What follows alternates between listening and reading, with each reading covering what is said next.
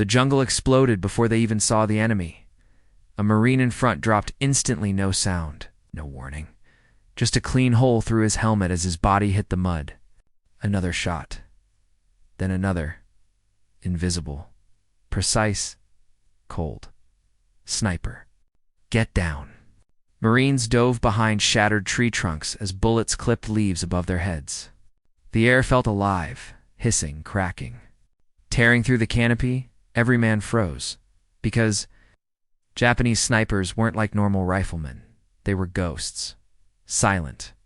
Patient. Perfectly. Hidden inside hollowed-out trees, spider holes, or the thick folds of jungle vines where even sunlight couldn't touch them. And right now, one sniper had pinned down an entire platoon. No one knew where he was. No one dared move an inch.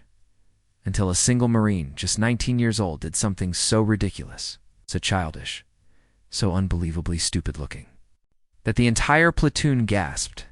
He lifted his helmet with a stick and slowly raised it above a log.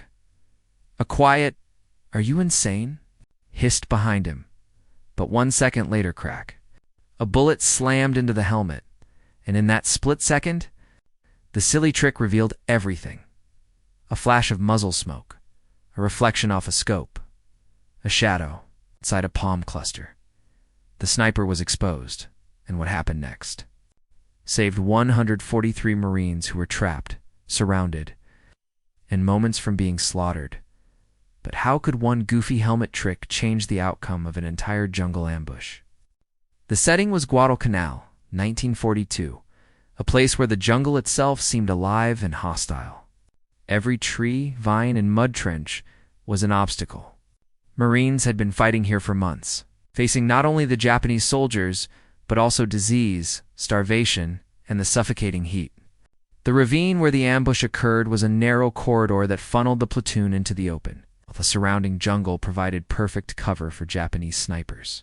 The soldiers' eyes darted constantly, scanning shadows and flickers, knowing that any exposed movement could mean instant death. Their objective was to cross the ravine to secure a critical supply line without losing a single man. Yet the Japanese had prepared for this, placing snipers in overlapping positions to trap and decimate the Americans. For the Marines, failure meant not just losing men could mean losing the entire flank of their operation. Compromising the success of the campaign on Guadalcanal? Every heartbeat in that ravine mattered. Each footstep was a gamble. And that's where Private O'Malley's ingenuity would soon come into play. A single act that would change everything in the most unexpected way. The morning was eerily quiet, a deceptive calm before the storm. With mist curling around the jagged cliffs and the ocean whispering secrets to those who could listen, the 1st Marine Division had landed hours earlier, boots sinking into the muddy, coral-strewn beaches of a Japanese-held island. Each man aware that somewhere in the dense jungle, deadly eyes were tracking their every movement. Among them was a young corporal, hardly more than a farm boy by civilian standards. His helmet slightly too large, his hands trembling not from fear, but from the knowledge that every misstep could cost lives. Across the ridge, the Japanese snipers were already perched, invisible specters blending into the foliage, breathing silently, rifles trained on advancing Marines. These snipers were known for patience and precision, for lying in wait for hours, sometimes days, waiting for the faintest shadow or the glint of a helmet. And then, almost imperceptibly, the young corporal noticed something others hadn't, the reflection of the sun on the metallic surfaces of the enemy helmets. The slight movement as they adjusted to track the Marines below, the faint but telling glint that betrayed their camouflage. He knew in that instant that if exploited, this small, almost absurd observation could change the course of the landing. The problem, of course, was disbelief. No officer would accept that a silly helmet trick could be the key to survival.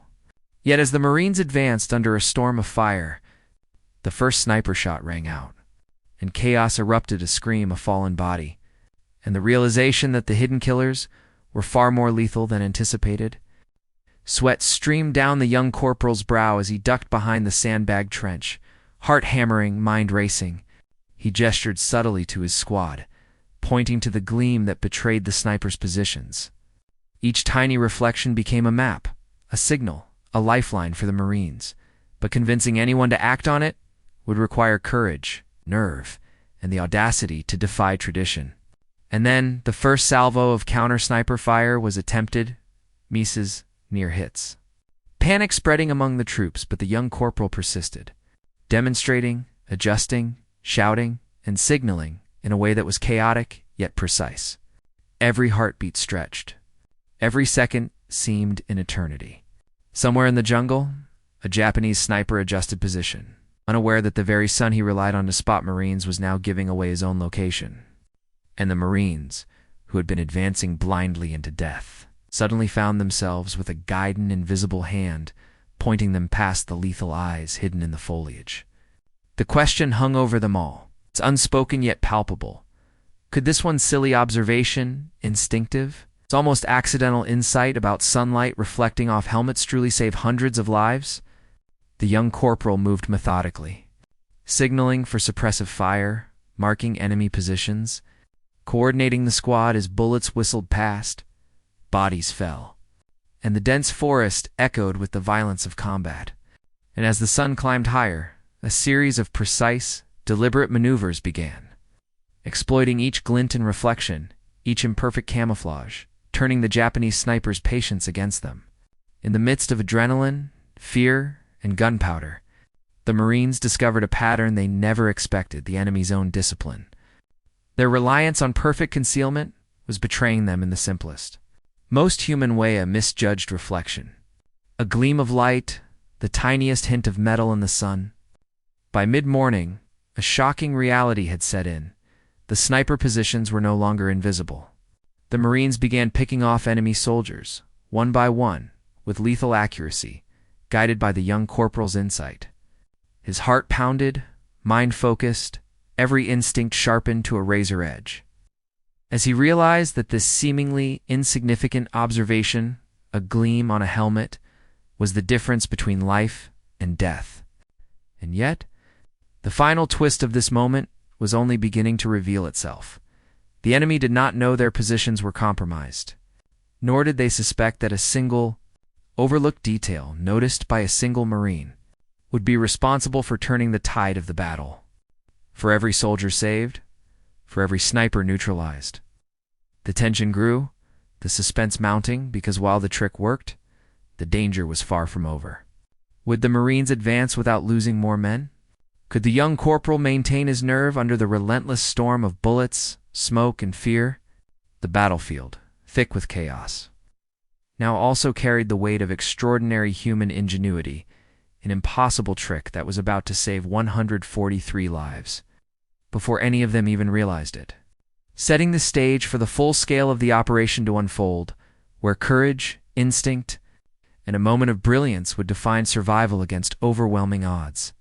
The moment the first sniper was exposed, the jungle erupted into chaos, a maelstrom of gunfire, shouted orders, and the metallic echo of bullets striking trees, rocks, and sandbags. Smoke curled from the scorched earth as explosions tore through bunkers, sending shards of debris into the air, mingling with the dense fog of gunpowder and fear. Marines scrambled across the uneven terrain, some slipping in the mud, others diving for cover as the hidden snipers, now aware that their positions were compromised, shifted frantically among the trees. The young corporal, heart racing, adrenaline surging through every vein, realized that what had started as a subtle, almost comical observation, a glint of sunlight off a helmet, was now a matter of life and death on a massive scale. Each reflection became a focal point, a target, but also a double-edged sword. Exposing one sniper risked drawing the attention of another hidden, more lethal shooter. Officers shouted over the roar of battle, struggling to coordinate fire while dodging enemy rounds. The chaos was total. Communication lines faltered. Radios buzzed intermittently with static. Every new command risked being lost in the cacophony. Amidst this disorder, the young corporal moved methodically, relying on instinct honed from long hours of observation, signaling his squad to suppress specific positions. Using hand gestures refined to a language of survival, Marines reacted with a mixture of awe and disbelief, able to fully comprehend how a simple pattern of reflections could dictate the flow of the firefight. But the enemy, ruthless and trained, adapted quickly. Some snipers ducked behind foliage, others returned fire with ferocity, attempting to regain control of the battlefield. Misfires erupted as tension-mounted rifles jammed, grenades missed through, and the noise of panic was deafening. Meanwhile, officers and strategists, normally removed from the front lines, attempted to analyze the situation, shouting instructions over the relentless gunfire while consulting maps, binoculars, and aerial reconnaissance, only to find their predictions undone by the unpredictable brilliance of the young corporal's improvisation. Every second stretched into an eternity, as every decision could mean the difference between life and death for dozens of Marines. The corporal's mind raced. He calculated angles of reflection, estimated enemy positions, and coordinated suppressive fire. Each decision informed by a combination of instinct, observation, and a daring audacity that seemed impossible for someone so young. Civilians nearby, caught in the crossfire, fled toward temporary shelters, their screams mixing with the cacophony of the battlefield, adding yet another layer of tension. Reports came in. Some squads were pinned down. Others were making headway, but the Japanese snipers were cunning, dispersing into the jungle and reappearing in unpredictable patterns, testing every nerve and skill of the advancing Marines. Then came a new complication. A secondary enemy unit previously undetected opened fire from an unexpected ridge, forcing the Marines to divide attention and resources. The young corporal, noticing a pattern in the enemy movement, a slight tilt of the helmets, the way they adjusted their rifles, a glint in the sunlight, used this to mark positions on a crude map in the dirt, directing his men with precise gestures. One misstep, one miscommunication, could result in catastrophic losses. Despite the growing tension, the young corporal remained unnervingly calm, his focus absolute, as if the chaos around him was a theater, and he was the lone director orchestrating survival. Soldiers who had initially mocked the silly helmet trick now followed his signals with reverent urgency, understanding that the smallest detail, a reflection, a flash, a hint of metal, was now their lifeline. Hours passed like minutes. The battlefield shifted constantly. Snipers repositioned. Reinforcements arrived. Yet the young corporal's intuition guided every maneuver. Injuries mounted, cries pierced the air, and the sound of artillery grew ominous in the distance. Yet he never faltered, his mind scanning the horizon, noting each reflection, each movement, each breath of wind that might betray another hidden sniper. The enemy, sensing the tide turning, attempted desperate countermeasures, smoke grenades to obscure visibility, flanking maneuvers to encircle, and feints meant to lure the Marines into kill zones. Yet each attempt was anticipated, subtly outmaneuvered, not by technology, not by conventional strategy, but by one boy's uncanny ability to read the battlefield with a clarity no officer, no seasoned veteran could match. As the sun rose higher, the battlefield became a surreal dance of shadows and light, the reflections on helmets creating an almost morbid choreography that dictated who would live and who would die. The tension was unbearable. Every Marine understood that their survival depended not on brute force, not on firepower alone, but on the delicate, precise exploitation of this single insight. The young corporal's decision-making became a masterclass in crisis management under extreme conditions. Each choice a lifeline, each signal a command that could save dozens or doom them all. By the time the first wave of snipers was neutralized, a tense silence fell over portions of the battlefield, punctuated only by sporadic gunfire and distant explosions, a lull that felt like a cruel prelude to further violence. The Marines, shaken but alive, looked to the young corporal, the boy who had turned an absurd, almost comical observation into a tool for survival. And in that chaos, a deeper realization began to settle in. This helmet trick, ridiculous in theory, had not just exposed enemy positions, it had shifted the balance of the battle, bought precious time, and directly saved lives. Yet the danger was far from over. Reinforcements were inbound, enemy tactics would escalate, and the young corporal knew that only continued vigilance, relentless observation, and instinctual brilliance could see them through the next stage. Every glance, Every movement, every reflection mattered. And in that tension-choked landscape, he became the axis on which the survival of 143 Marines would pivot.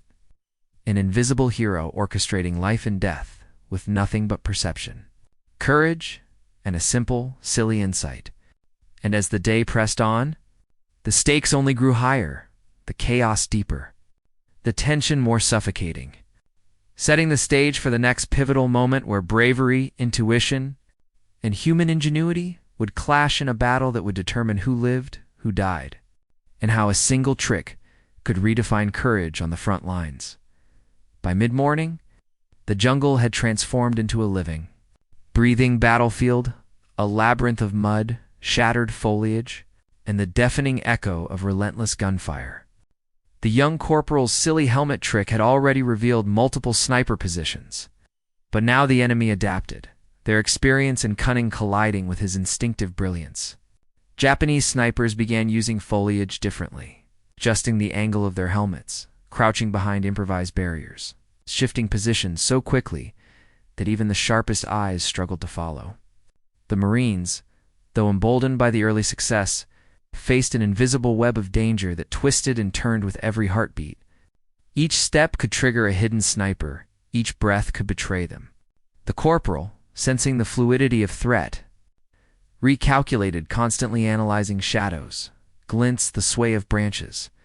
The subtle reflection of sunlight on curved helmet sand relayed silent signals to his squad, directing suppressive fire with a precision that bordered on clairvoyance.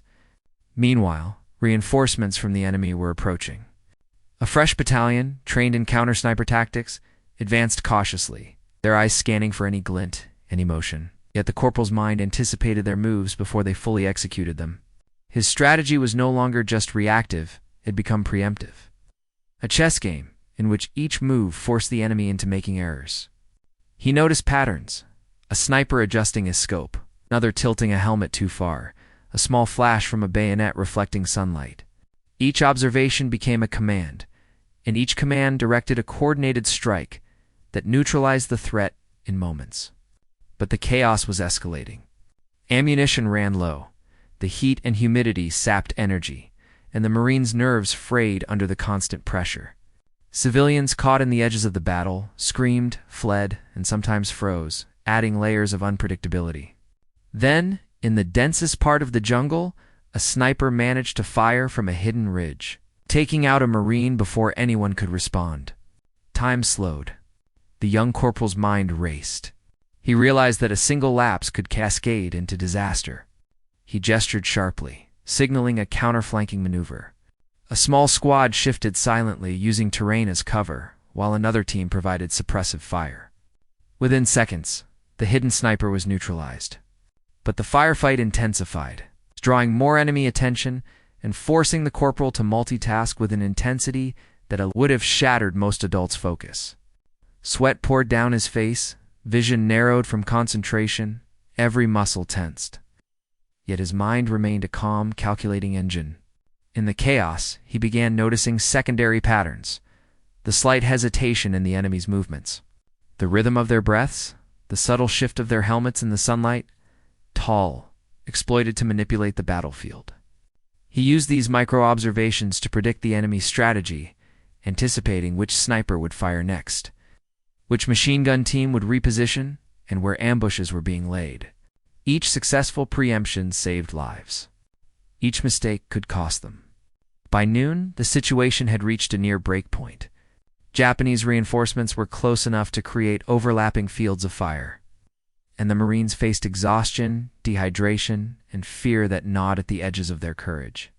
Yet the young corporal, with nothing but his perception, intuition, and the simple trick of noticing helmet glints, orchestrated movements so precise it seemed almost superhuman. He used the terrain, the shifting sunlight, the reflections off helmets, and the natural sound of the jungle to predict enemy positions, communicating silently with hand signals that the Marines had come to understand instinctively. Snipers who had once been invisible were now exposed, but the enemy adapted, firing sporadically, attempting misdirection and even feints to lure Marines into traps. Each attempt was countered with extraordinary speed, Squads repositioned, crossfire was established, and the corporal's observations dictated when to advance, when to hold, and when to fire. One sniper fired from a high ridge, nearly hitting 2 Marines. The corporal calculated the trajectory in a split second, signaling a teammate to suppress the shooter while he directed others to flank. Bullets zipped past, branches splintered, mud splashed.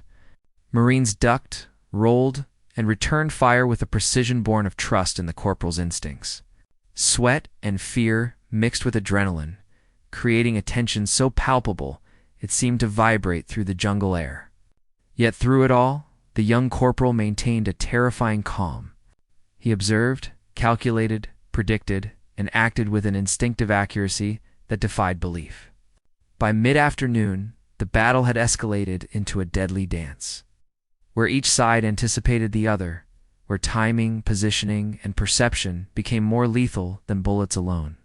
The enemy's attempts at concealment were systematically unraveled. Snipers exposed themselves. Machine gunners overcompensated. And the jungle itself seemed to conspire with the Marines under the guidance of this singularly perceptive youth.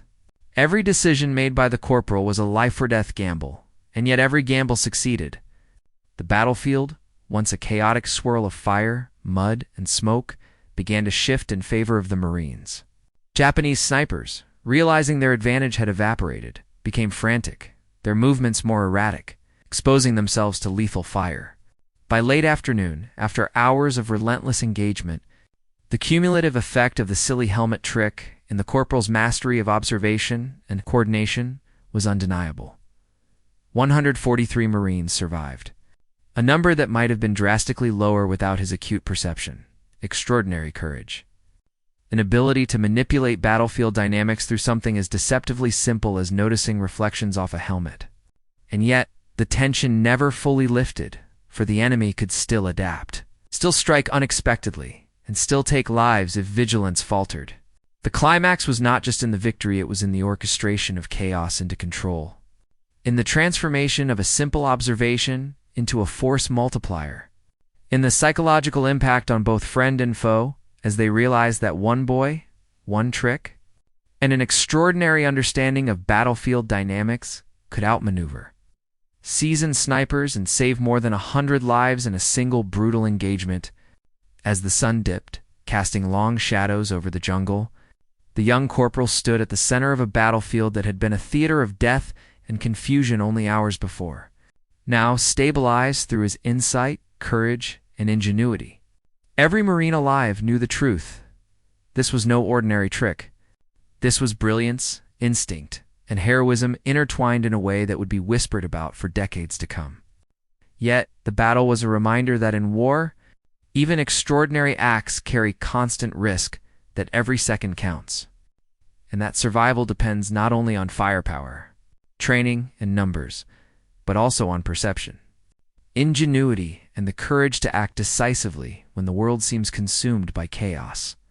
The battle ended, but the echoes of gunfire and the scent of smoke lingered in the humid air of the jungle, settling like a heavy shroud over the scarred terrain. The 143 Marines who survived the firefight slowly emerged from cover. Eyes wide, bodies trembling, some limping, some silently counting comrades who would never walk out again. Amid the wreckage, torn foliage, and craters left by explosives, the young corporal, the one whose silly helmet trick had exposed hidden snipers and turned the tide, stood quietly. Soaked in sweat and mud, his heartbeat gradually slowing yet still echoing the chaos that had just unfolded. He observed his squad moving through the aftermath, checking weapons, tending wounds, and silently acknowledging the survival that had come from something almost impossibly simple. A subtle observation of glints off enemy helmets. Despite the immediate relief, the weight of what had just occurred pressed on everyone. Survivors whispered to one another, recounting moments when their lives had been spared by seconds, by instinctive reactions, by decisions they barely understood but had followed without hesitation. The young corporal's mind, however, was not on celebration. He replayed each maneuver, each sniper exposed, each split-second judgment that had kept bullets from striking his friends. In the shadows, hidden observers, officers, and strategists recorded every detail, not with praise, but with a mixture of awe and apprehension. They understood something deeply unsettling.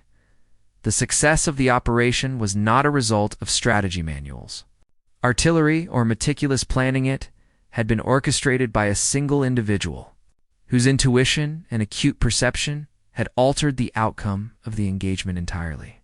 The implications were profound. Intelligence officers quietly noted the effectiveness of the tactic, the repeated accuracy with which snipers had been revealed, and the lives it had saved.